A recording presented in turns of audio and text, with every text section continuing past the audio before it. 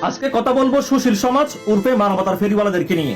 শেখ মুজিবুর রহমানের ভাস্কর্য ভাঙাতে তোমাদের অনেকের কষ্ট লেগেছে। তোমাদের যুক্তি হচ্ছে দুষ করলে শেখ হাসিনা করেছেন। শেখ মুজিবুর রহমানের কি দুষ ছিল?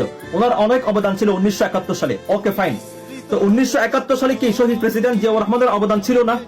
শেখ মুজিবের জন্য তোমার মন কাঁদে, জিয়াউর রহমানের জন্য তোমার মন কাঁদে না?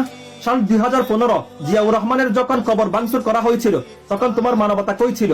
সাল 2010 যখন জিয়া ইন্টারন্যাশনাল এয়ারপোর্ট নাম পরিবর্তন করে হযরত শাহজালাল আন্তর্জাতিক বিমানবন্দর নামকরণ করা হয়েছিল তখন তোমার মানবতা কই ছিল?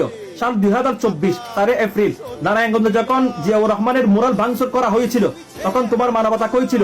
সাল 2019 যখন শেখ হাসিনার নেতৃত্বে সংসদে এরকম একটা আইন পাস করা হয়েছিল যে যেখানে বর্তমানে জিয়াউর রহমানের কবর আছে ওখান থেকে তুলে অন্য জায়গায় কবর দিতে হবে, তখন তোমার মানবতা কই ছিল?